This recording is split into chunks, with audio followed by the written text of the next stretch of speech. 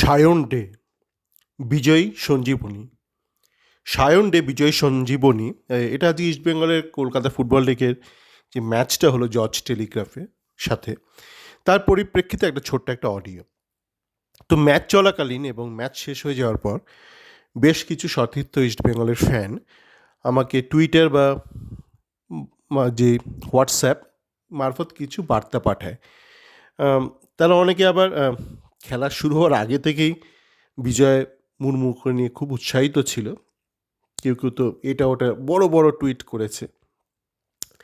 এখন আপনি পয়সা দিয়ে নীল যে ব্লু টিক কিনলে আপনি অনেক কিছু লিখতে পারেন। তাতে করে টুইটারটাতে এখন অনেকে অনেক কিছু লিখছে, অনেকটাই লিখছে যেটা পড়া সম্ভব হয় না। টুইটারে এটা ভালো দিক ছিল, সেটা অনেকটা নষ্ট হয়ে গেছে। তো আমি তাদের প্রত্যেককে বলেছি যে খেলাটা আগে শেষ হোক। খেলা শেষ হয়ে যাওয়ার পর আমি খেলাটা আবার পুরোটা দেখব, 90 মিনিট আবার দেখব। তারপর আমি বিভিন্ন লোকের ক্ষেত্রে কিছু মন্তব্য পেশ করব। আমি সবার ক্ষেত্রে করব না, কেন আমার কোনো দায়ভার নেই। মানে আমি এখানে কোনো ওই রেটিং সিস্টেম খুলিনি, ঠিক আছে, যে 1 থেকে 11 সবাইকে আমাকে রেটিং দিতে হবে। আমি শুধু তাদের ক্ষেত্রেই কিছু মন্তব্য করব যাদের প্রতি আমার কিছু আশা ভরসা আছে। মানে জানেন তো, এই ডাক্তার বলে যে যার ধরুন ভীষণ কঠিন রোগ হয়েছে, মানে সেখান থেকে আর উদ্ধারের উপায় নেই, তখন ডাক্তার বলে আপনি এনজয় লাইফ, মানে আপনি যা মন চায় তাই করুন, যা যেখানে ইচ্ছে যেতে চায় মন যান, সেখানে যা ইচ্ছে খেতে চায় খান। তো সেরকমই মানে যাদের নিয়ে আমার খুব বেশি আশা ভরসা নেই, তাদের নিয়ে আমি খুব বেশি আলোচনা করব না। ইনফ্যাক্ট হয়তো আলোচনাই করব না সেই ধরনের প্লেয়ারদের নিয়ে। এবার আসা যাক, এই যে বললাম না সঞ্জীবনী, কেন সঞ্জীবনী বললাম, কেননা তখন প্রথমার্ধ শেষ, ইস্টবেঙ্গল তখন ধুঁকছে এবং তখন 3টে ছেলে নামলো, সায়ন ব্যানার্জি, বিজয় মুর্মু আর সঞ্জীব ঘোষ। নামার পরেই আমরা দেখলাম ইস্টবেঙ্গলের খেলায় একটা আমূল পরিবর্তন ঘটল। এবার আমি এক এক করে কিছু কিছু প্লেয়ার নিয়ে আলোচনা করব। প্রথমে বলি, আমাকে একজন লিখেছিল প্রথমার্ধের শেষে যে আজকে শ্যামল খুব একটা ভালো খেলছে না। তো প্রথমে আমরা একটু শ্যামল নিয়ে একটু অল্প আলোচনা করি, কেন আমি পূর্বে অনেক আলোচনা করেছি শ্যামল নিয়ে। দেখুন, শ্যামল যে পজিশনটা খেলছে, ওই অ্যাটাকিং মিডিও, ক্রিয়েটিভ অ্যাটাকিং মিডিও বা অ্যাটাকিং মিডিও, সেই পজিশনের নাম্বার 9 কিন্তু খুব টাফ পজিশন। এটা আপনাদের বুঝতে হবে। ভারতে যেমন ভালো নাম্বার 9 নেই, ভারতে কিন্তু ন্যাশনাল টিমে সেই অর্থে ভালো ওই ক্রিয়েটিভ অ্যাটাকিং মিডিও ওইটাও কিন্তু নেই। মানে খেলছে হয়তো কেউ কেউ, কিন্তু সেই অর্থে নেই।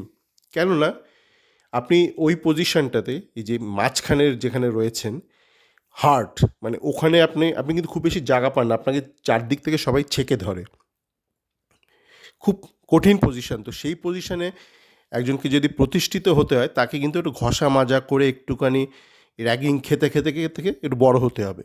এবার আপনি যদি দেখেন শ্যামল বেসরা, ও যে RFDL যে ফাইনাল ম্যাচটা হয়েছিল সেখানে পাঞ্জাবের সাথে ছিল, তো পাঞ্জাবের সব তাগড়াই তাগড়াই ছেলে, তাদের সার্টিফিকেটের থেকেও কত তাদের বয়স বেশি কিনা জানি না, বিশাল বড় বড় ছেলে, তাদের সাথে কিন্তু ওর একটু সমস্যায় পড়েছিল। মানে ওদের বিশাল বিশাল দেহের সাথে পেরে উঠছিল না। আবার ISL যখন প্রথম নামালো, মানে শেষ ম্যাচটা প্রথম 10-15 মিনিট শ্যামলের একটু সমস্যা হয়েছিল বড় বড় দামড়া দামড়া চেহারা মোকাবিলা করতে। তো আমি দেখছি যে শ্যামলের কিন্তু স্বাস্থ্যে উন্নতি হচ্ছে, স্ট্রেংথে উন্নতি হচ্ছে। কিন্তু আপনি এখন এইটা প্রত্যাশা করবেন না যে হঠাৎ করে শ্যামল বেসরা নেমেই কলকাতা ফুটবল লিগের দ্বিতীয় ম্যাচ তৃতীয় ম্যাচ থেকে একদম ফাটাফাটি একদম মারাদোনার মতন মাঝখান থেকে খেলবে। এটা কিন্তু আপনার একটা ভুলভাল একটা প্রত্যাশা হবে, এটা সম্ভব নয়। সময় দিতে হবে, আপনাকে দেখতে হবে সে উন্নতি করছে কিনা।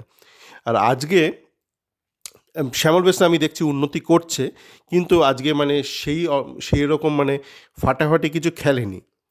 এইবার ওর ফাটাফাটি না খেলার পেছনে আরও একটা কারণ আছে, বড় কারণ আছে। সেটা হচ্ছে যে, একেই তো বললাম যে ওই অ্যাটাকিং মিডিওরকে চারদিক দিয়ে ছেঁকে ধরে এবং তার কাজটা একটু সহজ হয়ে যায় যদি দুটো উইং ভালো খেলে ইস্টবেঙ্গলের। তো আজকে ইস্টবেঙ্গলের উইং দুটো মানে প্রথমার্ধে দেখে ওই মুরগির উইংয়ের কথা মনে পড়ছে, মুরগির ডানার মতো ফরফর ফরফর করছিল, চিকেন উইংস। তো সেই চিকেন উইংস মানে যে জর্জ টেলিগ্রাফ, সে খুব রসিয়ে রসিয়ে খাচ্ছিল চিকেন উইংস রোস্ট খাচ্ছিল।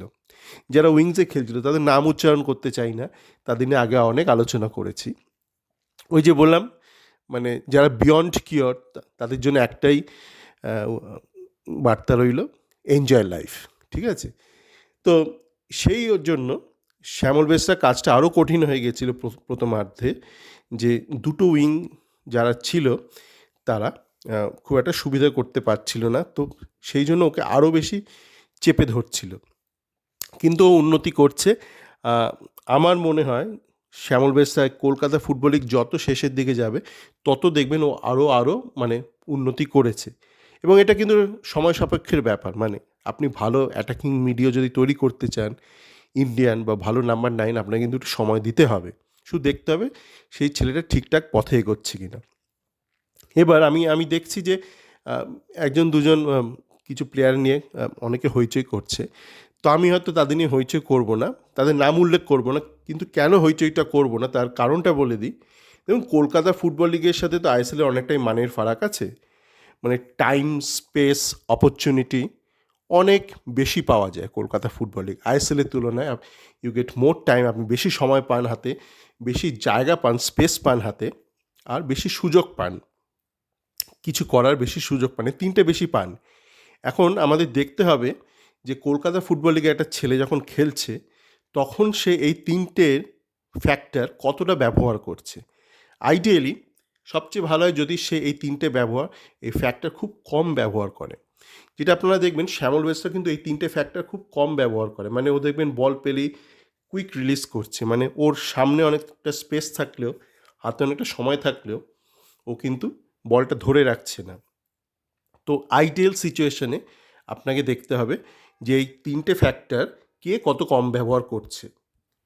এবার প্র্যাকটিক্যালি অনেকেই মাঝে মধ্যে এই তিনটে ফ্যাক্টরে একটা দুটো ফ্যাক্টর ব্যবহার করে, কিন্তু কিছু প্লেয়ার আছে যাদের এই রাজত্ব বা যাদের গৌরব পুরোটাই এই তিনটে ফ্যাক্টরের ওপর নির্ভরশীল, মানে তারা সারাক্ষণই তিনটে ফ্যাক্টর ব্যবহার করছে। তো এই ধরনের একটা দুটো প্লেয়ার আছে ইস্ট বেঙ্গলে, তাদের নাম উল্লেখ করব না। তো এই ধরনের যখন কেস দেখি যে এই পুরোপুরি তিনটে ফ্যাক্টরের ওপর তার দৌরত্ব, তাকে নিয়ে আমি খুব একটা আলোচনা করতে পছন্দ করি না, কেন তার কোনো ফিউচার নেই আমার মনে হয়। যাকে এবার আসা যাক আরও একটা প্লেয়ারের কথা, সুব্রত মুর্মু। সুব্রত মুর্মু আজকে কিন্তু প্রায় নেমেছিল কতক্ষণ, মানে 60 মিনিটের মাথায় বোধহয় নামলো। তো মানে শ্যামল বেসরা বসলো, সুব্রত মুর্মু নামলো। সুব্রত মুর্মু আজকে কিন্তু নাম্বার 9-এ খেলেনি, ওর 9-এর নিচে খেলেছে। তো নিচে সেই পজিশানটাতে সুব্রত মুর্মু খুব একটা বেশি কিন্তু খেলেনি এর আগে। তো ওকে একটু টাইম দিতে হবে, মানে একদম নতুন ছেলে যে হয়তো নাম্বার 9 খেলতে অভ্যস্ত, কিন্তু একটু পেছনে, মানে নাম্বার 10 উইং নয়, কিন্তু উইংয়ে খেলাটা অনেকটা সহজ মাঝখানের থেকে। মাঝখানে থাকলে আপনি অ্যালং দ্য স্পাইন যদি খেলেন, আপনার ডান দিক বাদিক দুদিক থেকে আপনাকে ছেঁকে ধরছে, সেই তুলনায় উইংয়ে কিন্তু অনেকটা সহজ। ওই জন্য দেখবেন আইএসএলে ম্যাক্সিমাম টিমের স্পাইনে বিদেশিরা রাখে, আর উইং দুটো ইন্ডিয়ানদের জন্য ছেড়ে দেয়, যেখানে অনেক বেশি স্পেসটা পাওয়া যায়। তো সুব্রত মুর্মু কিন্তু প্রথম খেললো বোধ হয় ইস্টবেঙ্গলে, আগের ম্যাচে তো নাম্বার 9 খেলেছিল, আজকেও পেছনে খেলেছিল। পেছনে খেলেও দুবার, একবার ও যখন ওই পেছনে খেলছে, জেসিনের পেছনে খেলছে, ও কিন্তু একটা ভালো পজিশনে পেয়ে গিয়েছিল, বল মানে পৌঁছে গেছিলো নিজে। সেখানে জেসিন ওকে যদি একটা পাসটা শুধু দিত, একটা সহজ পাস, নিজের বাদিকে যদি জেসিন পাসটা দিত, তাহলে কিন্তু সুব্রত মুর্মু একদম গোলে ওপেন শট মারার সুযোগ পেত। জানি না, জেসিনকে নিয়ে আমি আলোচনা করব না। জেসিন যে গোলটা আজকে দিয়েছে, সেই গোলটা মনে হলো জেসিন দিতে চাইছিল না, কেন যে কোনো ভালো স্ট্রাইকার ওটা মানে বাপা দিয়ে শটটা মারতো। জেসিন বাপা জানি না, মানে বাপা ব্যবহার করতে পারে না কিছু একটা, মানে ওর ফ্রন্ট মানে ব্রেনের কোনো একটা লোবে কোনো প্রবলেম আছে কি না, ও কিন্তু মানে বলটাকে বাপা দিয়ে যাতে না মারতে হয়, প্রায় বলটাকে প্রায় মানে নিয়ে বলটা নিয়ে কোথাও একটা চলে যাচ্ছিলো। তারপর ভাগ্য ভালো যে আবারও একটা সুযোগ পেয়েছে, যে সুযোগ আইএসএলে পাবে না। মানে কোনো ফরওয়ার্ড এত সুযোগ পাবে না যে প্রথমে সে ভাববে আমি বাঁ পা দিয়ে মারবো না, করে একটুখানি দোটানায় ভুগবে, তারপর আবার সে ঠিক করবে না আমি তাহলে ডান পা দিয়ে মারবো। এইগুলো আইএসএলে সম্ভব নয়। যাকে আমি জেসিন নিয়েও আলোচনা করতে চাই না। তো সুব্রত মুর্মু পরবর্তীকালে একটা ভালো একটা, তখন ওর নাম্বার 9-এ গিয়েছিল শেষের দিকে, তখন একবার ভালো পজিশনে পৌঁছে গেছিল, একটা ডিফ্লেকশন জাস্ট ও অল্পের জন্য মিস করেছে। তো সুব্রত মুর্মুর খেলায় আপাতত খুশি, মানে ছেলেটা এগোচ্ছে। আজকে একটু অন্য পজিশনে ছিল, সেই পজিশনে খুব একটা খারাপ খেলেনি। এবার আরেকটা ছেলের কথা আসা যাক, তন্ময় দাস। তন্ময় দাসের খেলা কিন্তু আপনারা টিভিতে দেখলে খুব একটা বুঝবেন না, ওর খেলা কিন্তু মাঠে বসে দেখতে হবে। কেন, ও আপনি যদি মাঠে গিয়ে বসে দেখেন তো দেখবেন ও কিন্তু সারাক্ষণ পেছন থেকে মানে অর্কেস্ট্রেট করে, মানে অর্কেস্ট্রা যে ব্যান্ড মাস্টার থাকে না, সে যেমন সবাইকে ডাইরেকশন দিতে থাকে, তন্ময় কিন্তু পেছন থেকে মানে দুটো সেন্টার ব্যাকের সামনে দাঁড়িয়ে সারাক্ষণ ডান দিক বাদিক সবাইকে ডাইরেকশন দিতে থাকে। ওটা কিন্তু টিভি ক্যামেরাতে ধরা পড়ে না, কারণ টিভি ক্যামেরা সবসময় বলকে দেখাচ্ছে, তো পেছন থেকেও কীভাবে গোটা ডিফেন্সকে অর্গানাইজ করছে সেটা কিন্তু ধরা পড়ে না। ওটা মাঠে বসে খেলাটা দেখলে আপনি বুঝতে পারবেন। তো তন্ময় দাস কিন্তু ডিপ ডিফেন্সে কে দারুণ নির্ভরতা দিয়েছে, মানে ডিপ ডিফেন্সের ঠিক সামনেই দাঁড়িয়ে গোটা ডিফেন্সটাকে পরিচালনা করেছে তন্ময় দাস। তো ভালো ভালো, কেননা জর্জ টেলিগ্রাফ টিমটা কিন্তু অসাধারণ খেলেছে, মানে ওরা, আপনি ম্যাচের ফল থেকে সবসময় সব কিছু বোঝা যায় না। যেমন আপনি যদি কলকাতা লিগের খালি স্ট্যাটিস্টিক্স দেখেন গত বছর কে কতগুলো গোল করেছে, তাহলে আপনার মনে হবে ডেভিড তো দুর্দান্ত নাম্বার 9, সিজনটা শুরু হোক দেখতে পারবেন। তো সেরকম সব কিছু স্ট্যাটিস্টিক্স দেখে বোঝা যায় না। তো তন্ময় দাস কিন্তু বেশ ভালো খেলেছে, এবং জর্জ কিন্তু আজকে বেশ ভালো খেলেছে। জর্জের কোচ হচ্ছে গৌতম ঘোষ। গৌতম বহুদিন ইউথ ডেভেলপমেন্টে কাজ করেছে অল ইন্ডিয়া ফুটবল ফেডারেশনে, এবং গৌতমকে আমার অন্য একটা কারণে ভালো লাগে। তখন একটা ভারতীয় ফুটবলে একটা যারা শ্রোতা বা ফলোয়ার বা সাপোর্টার, তারা একটা স্বপ্ন দেখতে শুরু করেছিল যখন টাটা ফুটবল একাডেমি এলো। রুসি মোদি শুরু করলো টাটা ফুটবল একাডেমি জামশেদপুর থেকে, পরবর্তীকালে ওটা ইরানির কাছে গেল। তো তখন টাটা ফুটবল একাডেমির প্রথম ব্যাচ, সবাই বেশ উৎসাহিত। তো আমি একদিন গেলাম সল্টলেকে, একটা ম্যাচ দেখতে গেলাম, বোধহয় কোনো একটা সেমিফাইনাল ছিল, আমার ঠিক কোন টুর্নামেন্ট মনে নেই, খুব সম্ভবত আইএফএ শিল্ডের সেমিফাইনাল ছিল ইস্টবেঙ্গলের সাথে টাটা ফুটবল একাডেমি। তো তখন মানে ভারতীয় জনতা একটা নতুন স্বপ্ন দেখতে শুরু করেছে টাটা ফুটবল একাডেমিকে কেন্দ্র করে, যদিও পরবর্তীকালে সেই স্বপ্ন অনেকটা ম্রিয়মান হয়ে যায়।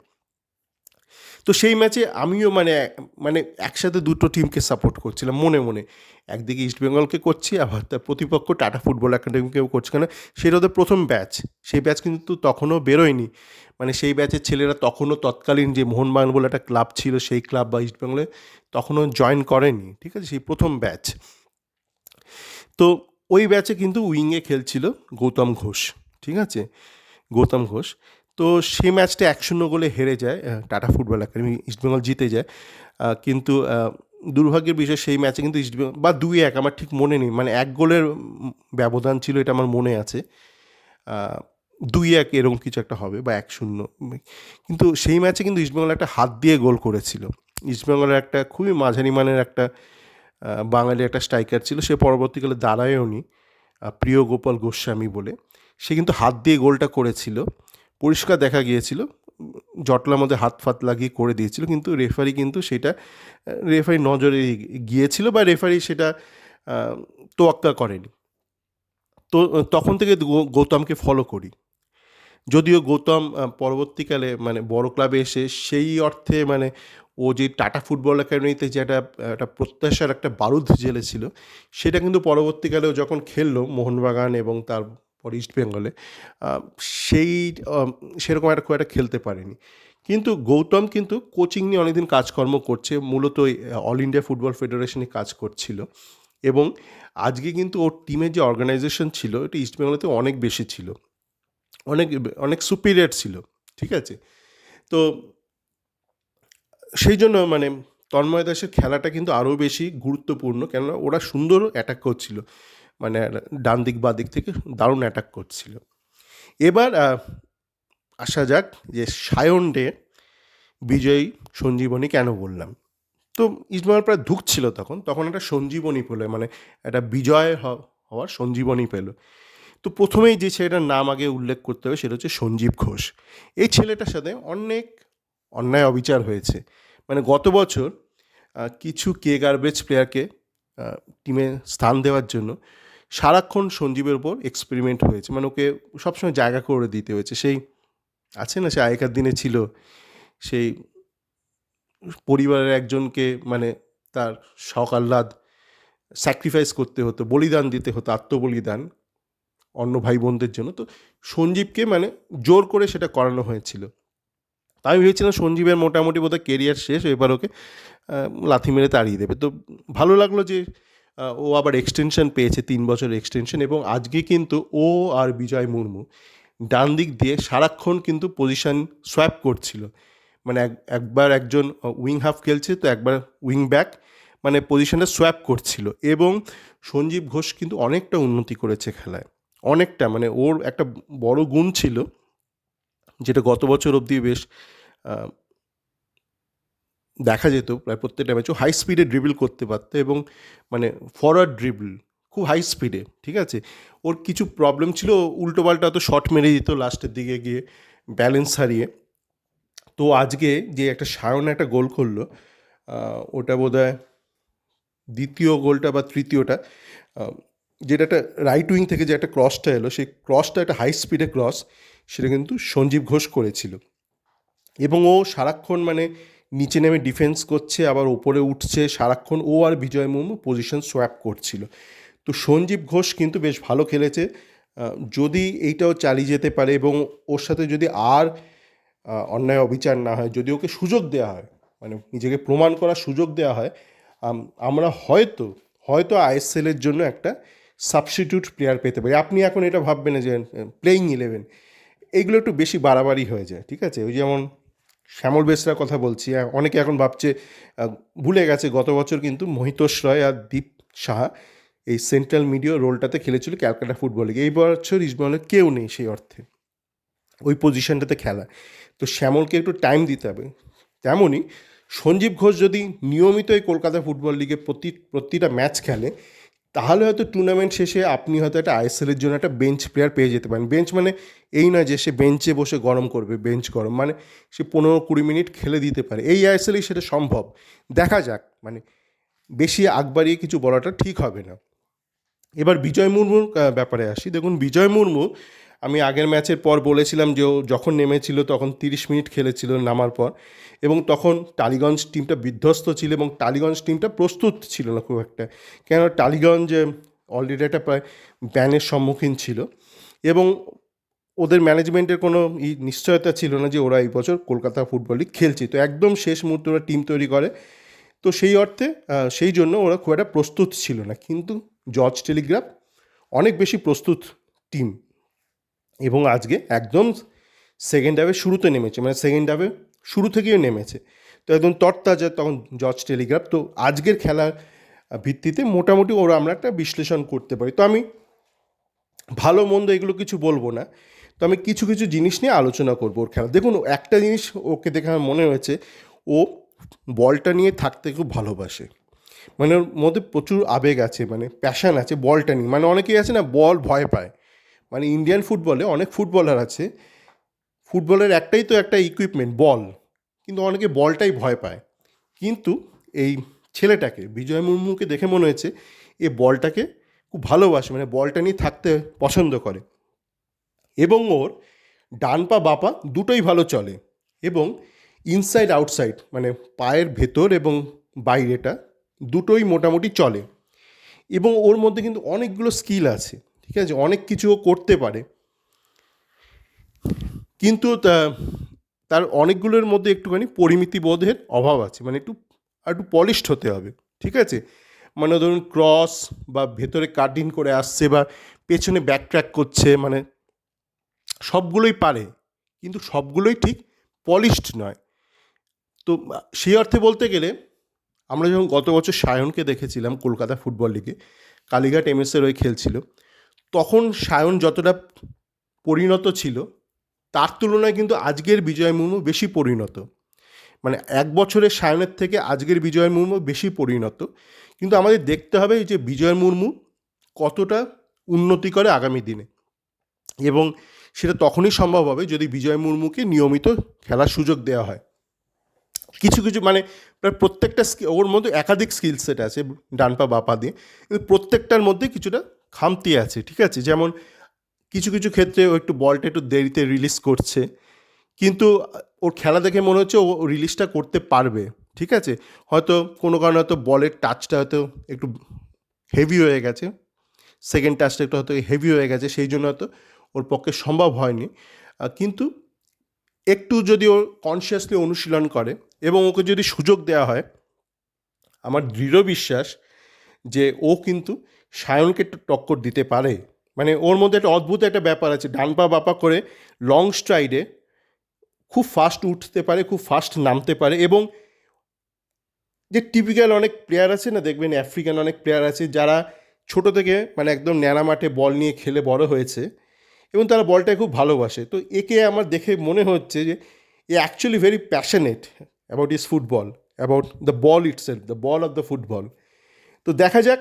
এবং ওর মধ্যে প্রায় প্রত্যেকটা স্কিল সেটই আছে। ও ভেতরে ঢুকে আসে, ও হেড করতে পারে, নিচে নেমে ব্যাকট্র্যাক করে ডিফেন্ড করতে পারে। আম, এবার ওকে আমরা যদি সুযোগ দিই আগামী দিনে, আগামী প্রত্যেকটা সিএফএল ম্যাচে, তাহলে আম, তারপর না হয় পর্যালোচনা করা যাবে যে ওর মধ্যে কতটা অগ্রগতি ঘটছে, উন্নতি কতটা হচ্ছে ওর মধ্যে। এবার আসা যাক সায়ন। আমি আগেও বলেছি, একাধিকবার বলেছি, সায়নের মধ্যে পারফেকশনের অভাব আছে, একটু এডুকেশনের অভাব আছে, কিন্তু সায়ন কিন্তু উত্তরোত্তর উন্নতি ঘটাচ্ছে নিজের খেলায়, মানে প্রত্যেকটা খেলায় আজকে উন্নতি ঘটাচ্ছে। এবং আমি জানি না আজকে ম্যান অফ দ্য ম্যাচ শেষ পর্যন্ত কাকে ঘোষণা করা হলো, কিন্তু আগের দিন ও কিন্তু ম্যান অফ দ্য ম্যাচ হওয়ার যোগ্যতা ওর ছিল না, বা ম্যান অফ দ্য ম্যাচের হওয়ার মতন খেলেনি। ভালো খেলেছিল আগের ম্যাচে, কিন্তু ওকে ম্যান অফ দ্য ম্যাচ দেওয়া হয়েছিল। আজকে যদি ওকে ম্যান অফ দ্য ম্যাচ দেওয়া হয়, তাহলে কিন্তু মানে ঠিকঠাক ব্যক্তিকেই ম্যান অফ দ্য ম্যাচটা ঘোষণা করা হবে। মানে বহুদিন বাদে দেখলাম একটা লেফট উইঙ্গার প্রায় খেলাটাকে কন্ট্রোল করছে, যেটা আমরা দেখেছিলাম যখন মোহনবাগান বলে একটা ক্লাব ছিল, মানে মার্জারের আগে, তখন ওদের একটা ছিল না একটা মানে আমি সেটা হায়ার লেভেলের কথাই বলছি, মানে কলকাতা ফুটবল লিগে না, যে ওদের একটা সনি নর্ডের ছিল, যে বাদিক থেকে মানে উইং থেকে মানে টিমটা প্রাণকেন্দ্রটা ছিল অ্যালং দ্য উইংস, মানে ওদের হাটটা বাদিকেই ছিল। মানুষের হাট বাদিকেই থাকে, কিন্তু ফুটবলের হাটটা মাঝে থাকে, কিন্তু মোহনবাগানের হাটটা বাদিকেই ছিল। তো আজকের যে ইস্টবেঙ্গল ছিল কলকাতা ফুটবল লিগে, এটা অবশ্যই সেই হাই লিগের মানের নয়। বাদিক দিয়ে কিন্তু ইস্টবেঙ্গলের হাটটা ছিল সেকেন্ড হাফে। এবং সায়ন কিন্তু যেটা শুরুর দিকের খেলাটা অভাব ছিল, ও খুব একটা কাট ইন করে ভেতরে আসতো না। এখন কিন্তু শুধু নিজেকে ওই গলির ফুটবলের মতন খেলে না, মানে কিছু বাচ্চা আছে না গলি, লম্বা গলিতে ফুটবল খেলছে, ডান দিক যায় না বাদিক যায় না, তো সায়ন কিন্তু সেটা করছে না। সায়ন কিন্তু এখন মাঝখান দিয়ে ঢুকে আসছে, যেটা দরকার একজন উইং হাফের। যদি একদম তার একটা স্টিরিওটাইপ প্যাটার্ন হয়ে যায়, সেখানে সোজাই যায়, তাহলে মুশকিল। একটু দরকার হলে ব্যাক ট্র্যাকও করতে হবে, যেটা কিন্তু বিজয় মুর্মু করছে। মানে বিজয় মুর্মু কিন্তু দ্বিতীয় ম্যাচেই অনেকটা মানে পরিণত খেলা প্রদর্শন করলো আজকে। তো দেখা যাক। এই মোটামুটি ব্যাপার। আম, আম, আশা করি আমি মোটামুটি যাদের নিয়ে আলোচনা করব ভেবেছিলাম তাদের প্রত্যেকে নিয়ে আলোচনা করেছি। সকলে ভালো থাকবেন।